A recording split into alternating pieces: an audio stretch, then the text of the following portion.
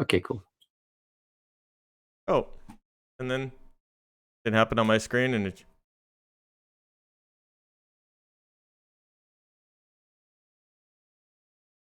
Odd. Okay, cool. So very, very odd. Okay, listen. And then it happened on my screen and it... Okay. Okay. Excuse me, everybody. Sorry, we had Okay, cool. So very, very odd. Okay, listen. Technical problems here. Sorry about that. Today is December 6th. It's 6 p.m. Central European Time. My name's Stephen Lurie. I'm with B2B Rocks. Really excited to have my guest here today. Before we get started, this coming Tuesday at 6 p.m., we're going to be talking with Hootsuite, one of their senior content writers, about social media, how B2B companies are using social media more and more. And with that, I'm going to introduce our guest because I'm really interested to talk with him. These are subjects that I very passionate about. Seem to be having a few problems with the settings here. Thank you, Rune, for your patience. All good. I hope everything works out. Everything always works out. It does in the end, doesn't it? It does. Hold on, let me transition over. Rune, first of all, thank you so much for your time today, for being here. Yeah, thanks for the invite. Much appreciated. Great. Well, listen, you're probably not real familiar with us, but we've done several shows on the concept of impact. One of the things we really like about the industry of technology and SaaS is its potential to be disruptive. One of the examples I see is that in the course of 20, 30 years, we've seen a population around the world, independent of race, religion, sex, that looks at problems the same way, that uses the same kind of mindset to look at the world. And I think this is really kind of a uniquely important moment in history, kind of similar to the Gutenberg press for learning. I think what we've done with SaaS and technology has gone a lot way to empower people and to make people think, I can make a difference. Mm-hmm. And so with that, I kind of want to talk with you a little bit because Rockstart, the organization you helped co-found, you guys are really trying to make a difference. So maybe we could start just by you introducing yourself and telling us a little bit yourself and where Rockstart started from. Yeah, absolutely. I mean, I completely subscribe to that thought, right? And one of the main drivers for me is to see how technology can really impact so many people, and democratize a lot of things that before have been centralized and maybe controlled by a few people. Technology completely opens up that the opportunity for lots of people across the globe. So my name is Rune Theill, one of the co-founders and the CEO of Rockstart. We started out approximately 11 years ago, looking at how incredibly difficult it is to start up a company. In that very early phase where you don't have the capital yourself, you don't have the network, you don't have the know-how on how to start a business. You have an idea, you might know other people who want to start it with you, right? So you're a small founding team, but actually getting from that stage, like having that idea of what you want to have an impact within, like what you want to create, and then becoming successful in building a company and scaling that organization, it's a completely different ball game. So what we set out to do back then was basically to create an early stage accelerator where we focused on bringing together the smartest people in the network that we could find, and make sure that we had like a really sort of complete program end to end over 6 months, where we would take the founders from that really early concept phase with a little bit of validation until like preferably, closing the first financing round with a professional investor. Along the years from 2011 when we started until like 2015, we kind of also recognized that you're not becoming successful. Of course, we knew that, but we also saw that we couldn't help the companies to the extent that we wanted by just doing half a year program. So we uniquely have built a model where we basically co-invest together with the market onto Series B. So a company participating in Rockstart can then afterwards bring in a lead investor, and we will automatically co-invest, and we can do it at up to 50% of the next round. So we're not just like this accelerator focused investor, but we have also follow-on investment basically until the company becomes sustainable, which we like to think is like around Series B. At that stage, hopefully, you're at a scale and with momentum that allows you to ensure that you will not fail as a company. So that's kind of our role in the market, just to keep it very high level. Yeah. But what are the advantages of Rockstart also being an investor? I mean, its money is always nice, but maybe could you just point those out? You mean beyond just the acceleration program as we started with? I mean, we always looked at ourselves as an investor because we took equity from the very beginning, right? It was just mostly our investment was mostly the program itself. And now the investment you get for Rockstar is sort of it's the program as a start, right? That's part of the investment we make. But it's certainly the more long-term line of sight in terms of financing all the way up to scale. And the benefit of doing that is that we are thinking very long-term with the founding team, right? We are not just looking towards a demo day where, it's up to you to do a good pitch, and then from there onwards, hopefully you can convince some investors to take you to the next level. Mm-hmm. What we do is we start looking at how much money would it be sufficient for you to raise to get to the first point of validation, right? And that could be saying a certain monthly recurring revenue from a SaaS perspective. And then we try to bring them in contact with the most relevant investor for that stage. And if you imagine as an early stage founding team, there's so many things you have to do. So if we give you those 5 qualified contacts that you can speak to over having to talk to maybe 50 before you really find the ones that fit you, right? Already there's so much benefit in getting into that network. And we start to really think along and like, okay, if we get that kind of investor on board in the first round, like who should you be looking towards for the next round? What kind of targets should you set for yourself in order to meet those expectations? So the benefit of this model is that we just thinking along from the very beginning. And I think the founders we get involved also want someone from the very beginning who does that, right? They see the value in it. So it's a very, very nice dynamic of thinking very long term for your business. Yeah, I mean, I look back on my career and the moments where I received mentoring, in whatever shape or form, were by far the most valuable and the most useful. So even you're vouching for somebody when they go speak to the investors, so there's a credibility, but you're also telling them what they can expect and how to prepare that. You're prepping them, so that must be very useful. As you said, you've been doing this since 2011, but there seems to have been a bit of a pivot to more sustainability, or was that always the case? It was always in our DNA, I would say, as founders. Personally, I grew up on a small farm in Denmark, a small organic farm. My parents took from a conventional to organic, and one of the first ones in Denmark to do so. So I always had that mindset of trying to build something sustainable and caring about the world that we live in and preserving the earth, and thereby through agriculture, like being more regenerative and producing organically.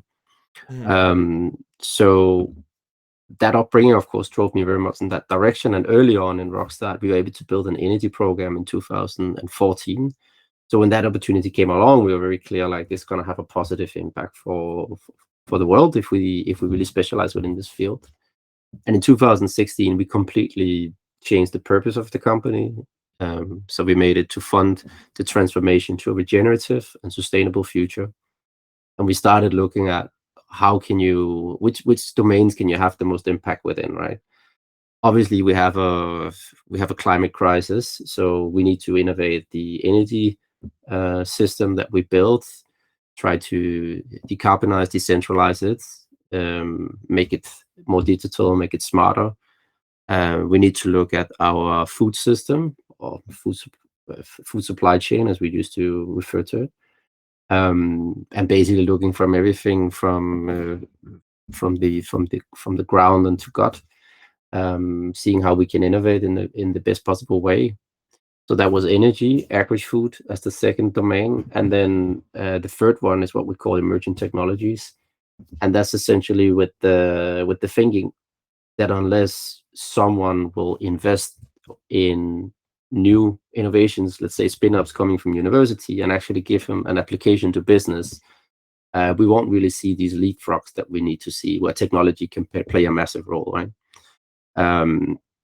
So it's a bit more overarching, emerging technologies, but it allows us to really go in very early, focus on technical talent, focus on the tech and the IP, and help them find like a stronger business application and help them turn that into a business and scale it.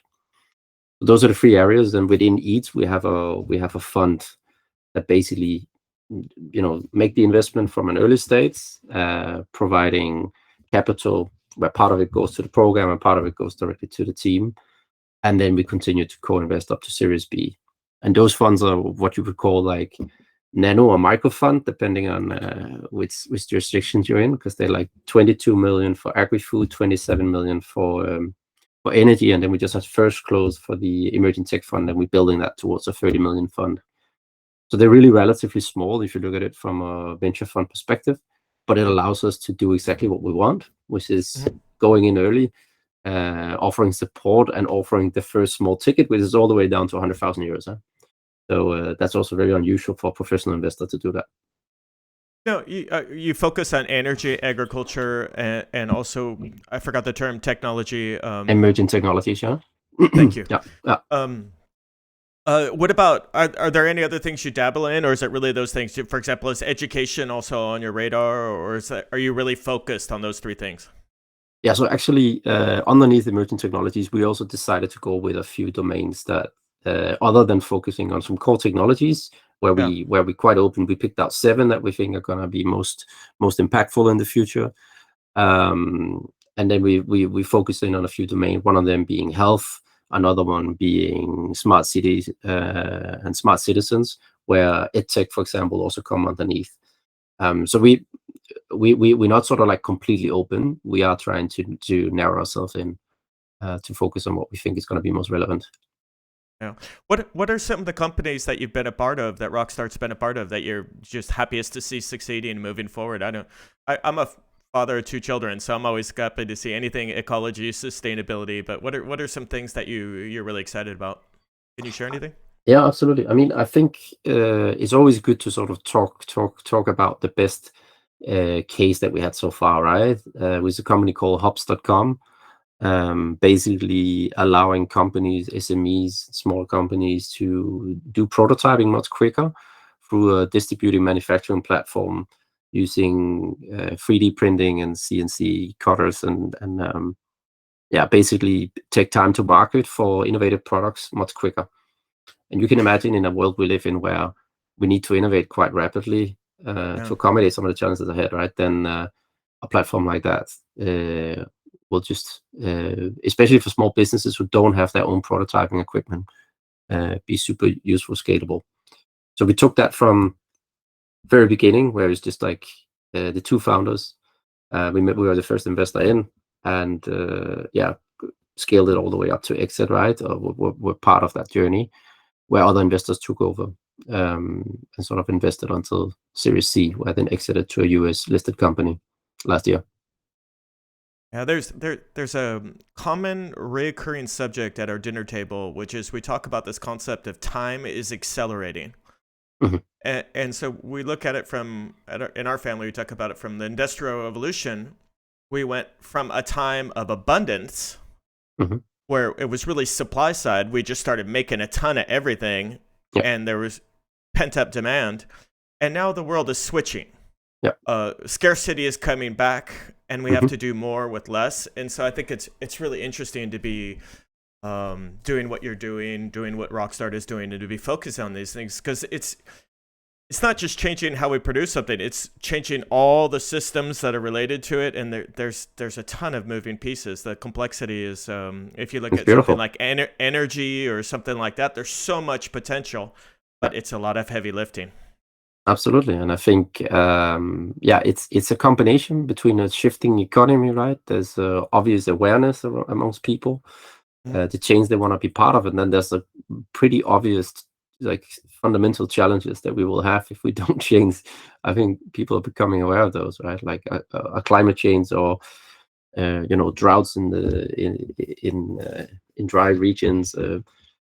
Deforesting. There's massive issues that people start recognizing.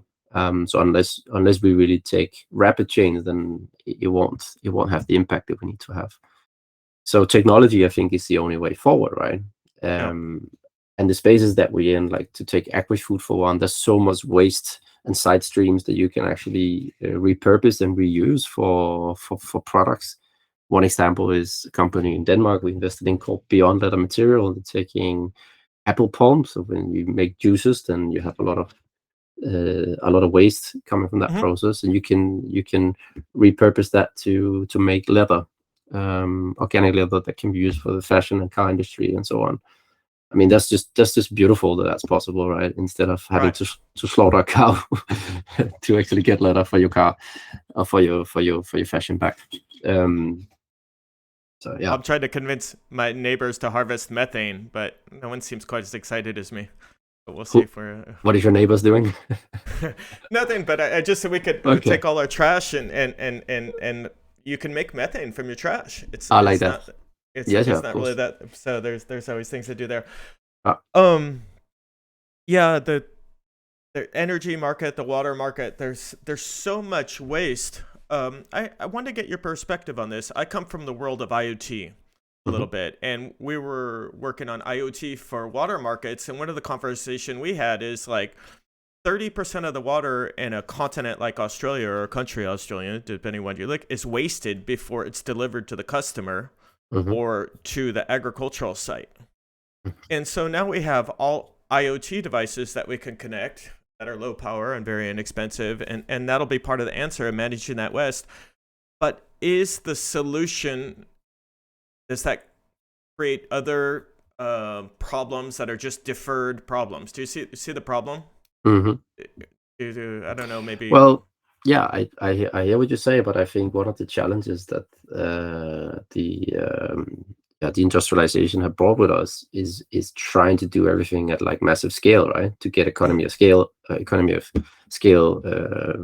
basically working, which means that like production have been centralized, and thereby you need big transportation systems, and obviously that's one of the root causes for the climate change or the pollution that we also see, right? So I think a lot of that with more cost-effective technology can be again decentralized, and this may be an example where if you can get clean water on location, you can manage that with your own management system, and you kind of have that insight and transparency, and it's much easier to establish that than maybe you can have that locally sourced, right?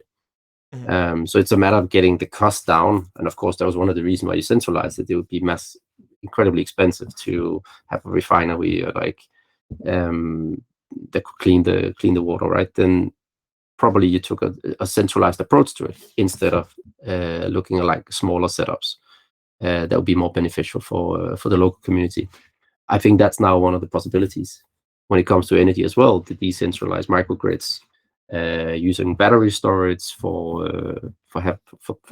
taking the yield and selling it back into the grid when needed. And I think there's opportunities in all of that, right? But it all requires both the hardware and the smarter software. So I think it's a complex thing to get working, right? What we see is there's many companies working on one of the components, but then someone else has to develop other parts to make it work. And when you look at giant markets like energy, I think it's also good to take a mixture of public and private as well, because everyone will have to be part of the answer. Just real quickly to our audience out there, what Rune was talking about with energy and distributed energy resources like batteries, when you have a high demand moment, we tend to turn on like a lot of CO2 producing resources like natural gas or coal to produce energy. And if you could store energy in batteries, you wouldn't need to do that as much. So when we need air conditioning, when we have our high energy needs, that could be coming from our cars or from other batteries out there. But the thing is you need hardware and software, and this is all happening. The question is how quickly can we get it to happen? So and Rune and Rockstart and organizations like this are part of the answer. So it's really exciting time. It is indeed. Yeah, I'm excited to see all these things. What's coming down the pike? I think it's really interesting. Are there any markets particularly that you're following and you're really interested to see what's going to be coming out in the next few years? I mean, obviously we are very specific on these two, right? So that's where we have the biggest domain expertise. We are looking at it also from how you optimize a conventional system, right? We have to recognize that in the West, maybe we have a desire to like and the resources to basically completely revamp how things are being done, especially around our food systems. But we still have in developing countries and regions like the conventional way of doing things, and we try to see across the board like how we can optimize. So even smaller innovations that will create a more democratized system, like we have a company in India called Move Farm, basically allowing like smallholder farmers to easily trade their cattle, which makes them like more efficient as a small farmer and probably can raise prosperity over time.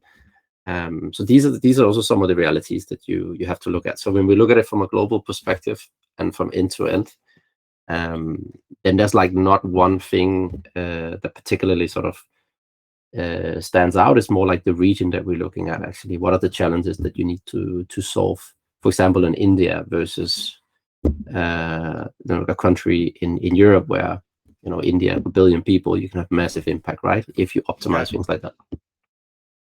I think that's super interesting because that we were talking about this before our meeting, but one of the things I like about technology is as things democratize, as these concepts are shared around the world, they've started in Silicon Valley and now spread out to Europe and reaching second-tier cities in India and Africa. People, there's no code, so technology is becoming more accessible. People feel empowered to build their own local solutions for local problems. And I think we can see tremendous gains, like you were saying there, concepts like Move Farm. But it's when you can bring some capital from a third party, they've got access, they understand the problem, they've got access to some of the skills, and you can bring it all together. It's great. Yeah. What about one of the things that's been a recurring theme, unfortunately, this year is the economy and how we're all facing headwinds. Because of inflation and everything else that's going on. Has this affected at all Rockstart and how you're working with entrepreneurs? What are the net results? I think the first big impact is on the more later stage sort of growth companies, privately funded, right? The ones that suddenly they were sitting with a super high burn rate and they had to refinance the company due to slower growth and maybe expectations of a market going into recession.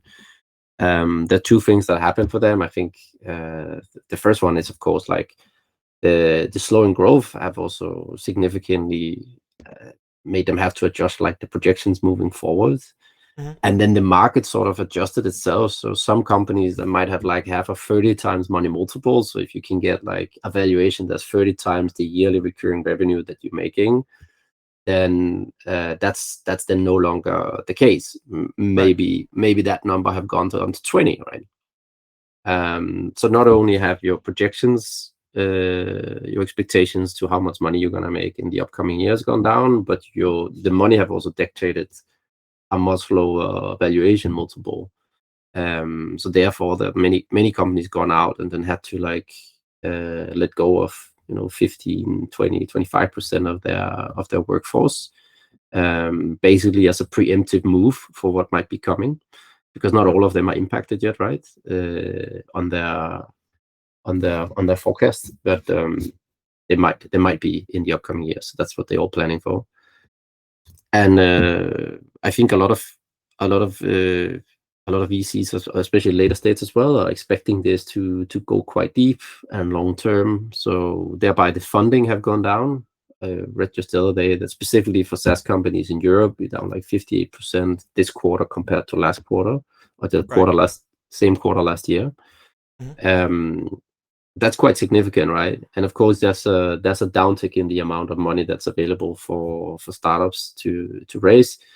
But if you could say the good news, the money is still there because those VCs have raised the money with a 10-year outline, and many of those funds are newly raised, so they still have the capital to deploy in the market. They're just sitting and waiting for the right time to do it. And as a founder, you have to recognize that your valuation is going to be definitely lower than it was to be expected like half a year ago. Well, that's the sort of, from a startup sort of a growth startup perspective, right? But for public companies, it's of course very different dynamic. They have like immediate impact also on valuation and so on. Yeah, it's funny. I was just looking at Salesforce, which is a bellwether in the SaaS industry, and how its stock price has variated so much, especially this year. But depending on what our perspective, if it goes way up or way down, it's quite the roller coaster. Yeah.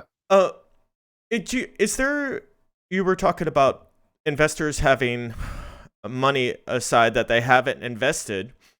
Do you think investors are going to turn to more younger stage companies? I mean, a lot of these funds were set up to invest in later stage companies, more scale up round.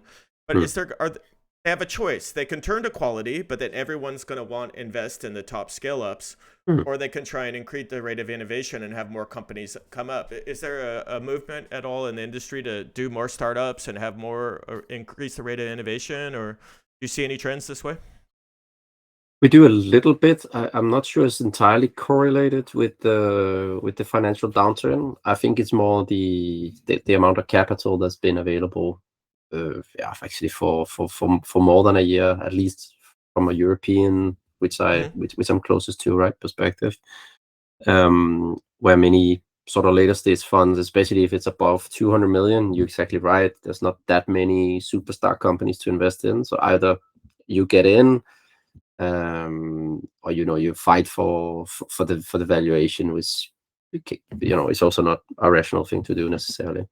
So there we see that there are funds like trying to go in and do earlier tickets, like even down to like 250,000 euros, have a fund of 200 plus million. And that's not a necessarily super successful strategy, to be honest.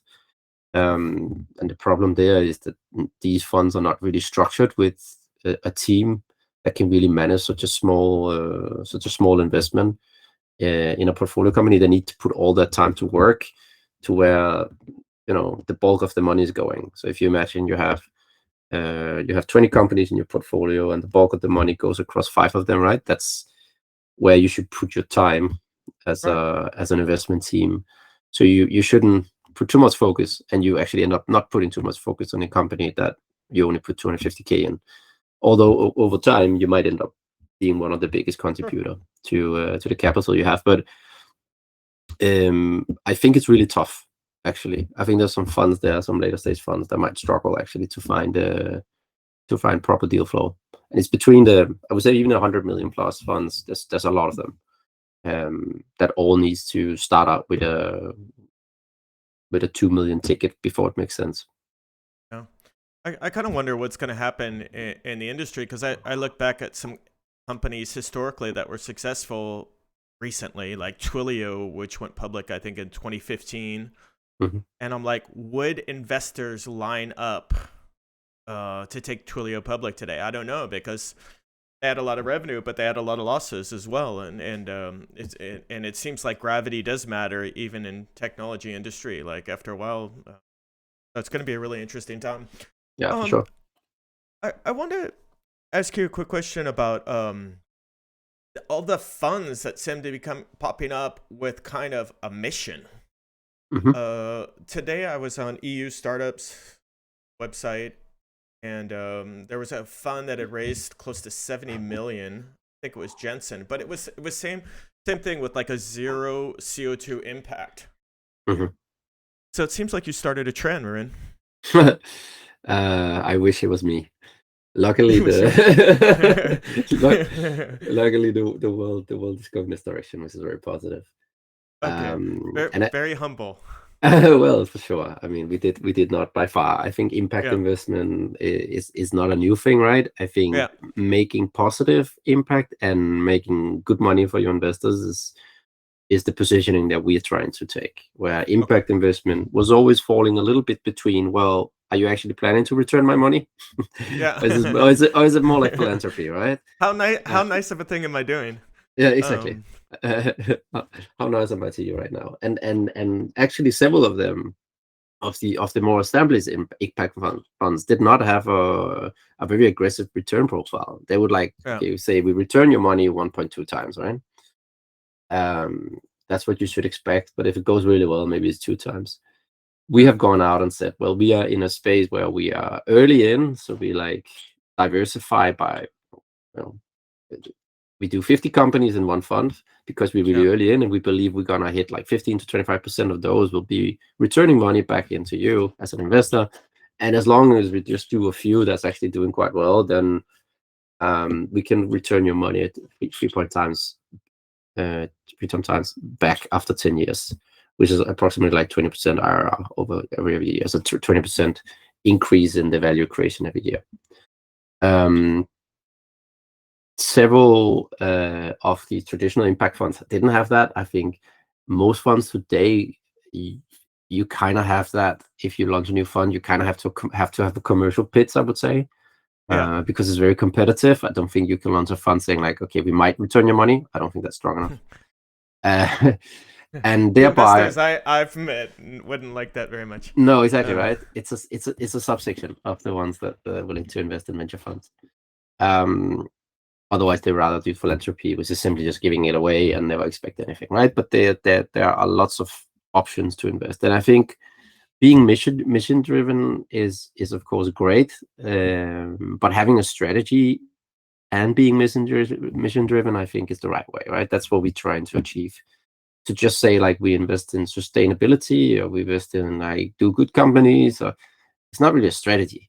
I would say, okay, being a B2B SaaS investor, that can be a strategy, right? Then you're the number one team to advise companies on B2B SaaS. Okay, you're becoming extremely good at this and you can have a value add. But to say you a sustainability investor, I mean, what does that even qualify you to do, right? Are you sustainability within transportation, finance, energy, food, tech, whatever? It's just simply too broad to become a real edge, I would say. So that's my challenge a little bit with the new mission-driven funds. I don't think that's a strategy. It's great to have a purpose and a mission, but it's not your strategy. I like to create words. I came up with a word one time called a hopeagy. So it's a strategy based on hope. And whenever you hear people in a meeting and they start saying things like "we hope," you know it's time to go work on your resume. Get other. Well, that's really interesting. Hopeagy, I'll take that one. Hopeagy. Hopeagy, I like it. Yeah, I like that. That sounds like a hopeagy to me. It's really interesting. So, are you excited that there's all these funds coming up that seem to be mimicking this kind of behavior? Do you think it's a good thing in general for the industry? Or are you skeptical that they'll be successful, or are you just too focused on what you're doing really to pay it too much mind? Yeah, I don't pay too much attention. I think we are because we're the early stage guys, we're normally the first investor in, and there's not that many who wants to do that because it's super high risk and their model is not built for it.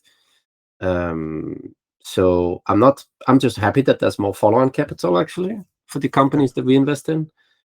that will give a higher rate of success and likelihood of these companies succeeding. Because the one thing I learned about entrepreneurship is that it's really incredibly hard to put a formula to it, right? It's not like you can I'm sorry, say to do what? to put a formula around entrepreneurship. You cannot. I mean, you cannot really codify it. It's sort of the rules around single founders will never succeed. It's just rubbish, right? Like, look at Elon Musk.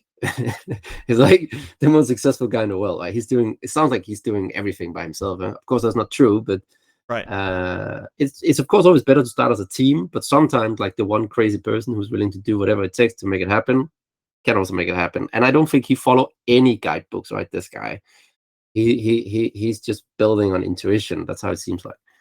And then he's incredibly smart, right? So he's able to adapt to a changing environment.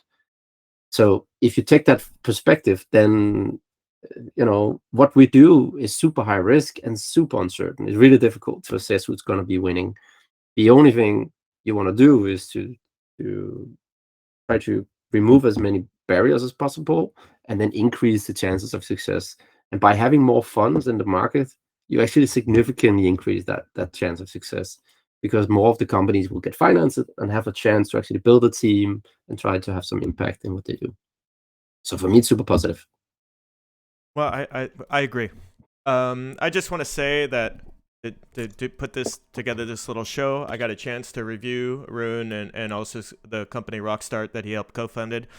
It's good reading. It's good positive reading. Thank you very much. Oh, I had a question for you about Rockstart. What the structure of Rockstart? Are you active? Which countries are you active, or how are you organized, and how do you work with founders? Can you work with founders remotely, or do they all have to be local nearby you guys? How does it work?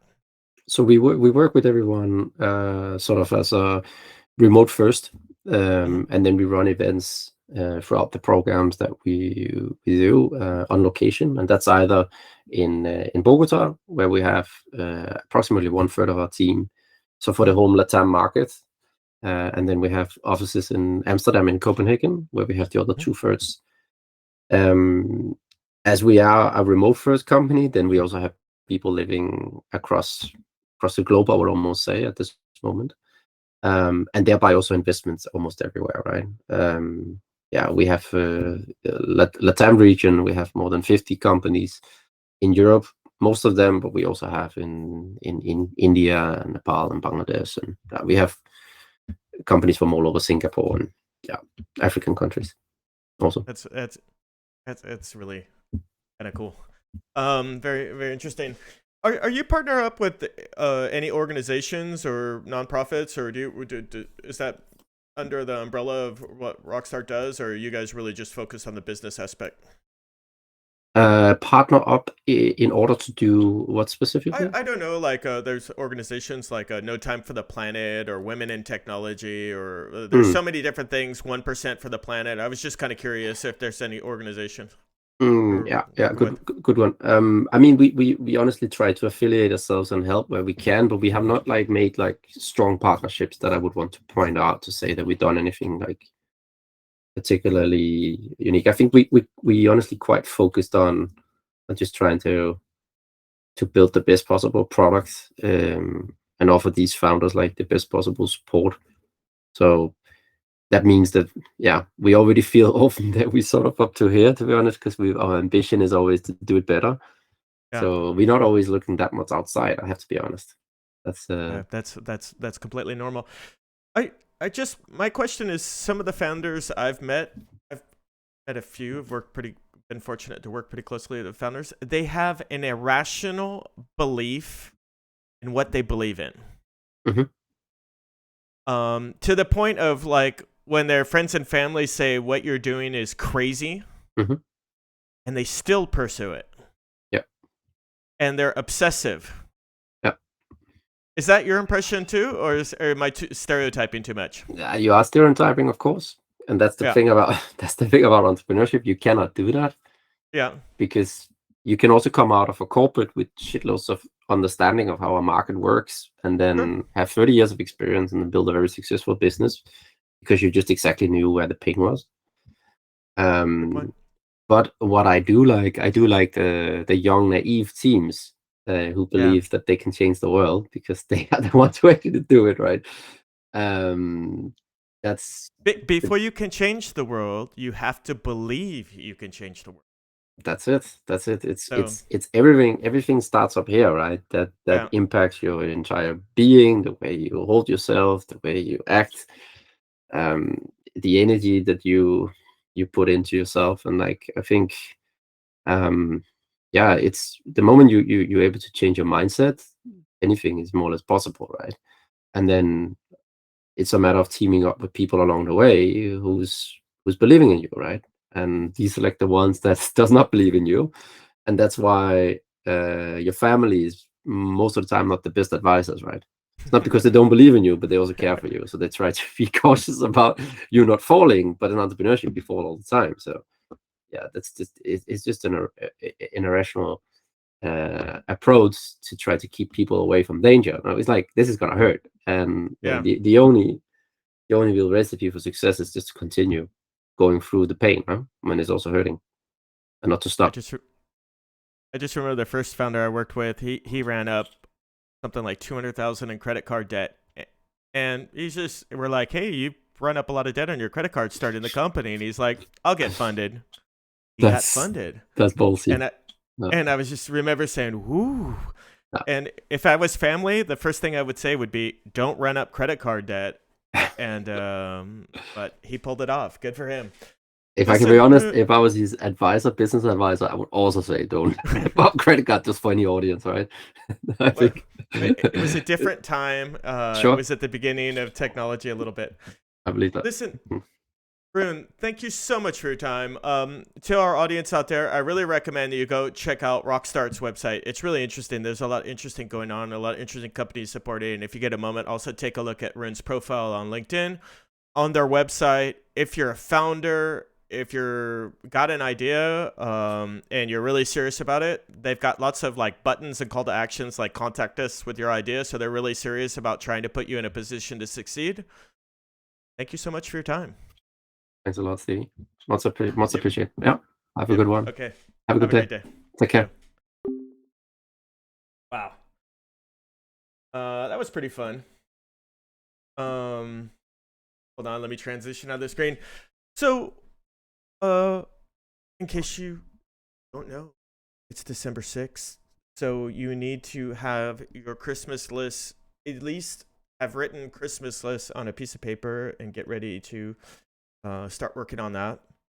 If you haven't done that, try and do the most ecologically sustainable Christmas.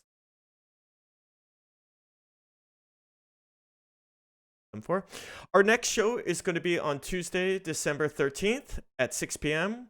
We're going to have Konstantin Radenovic, who's a senior copywriter at Hootsuite, and we're going to talk about anticipated social media trends for 2023. So they support or they issue or come up with, I don't know, a report every year on social media trends. So we're going to talk about what this means for B2B and how businesses are using this. Should be kind of interesting. I want to thank Rune, our guest, today's guest. He was great. It was wonderful. And we'll see you on the 13th. Thank you very much. Bye-bye.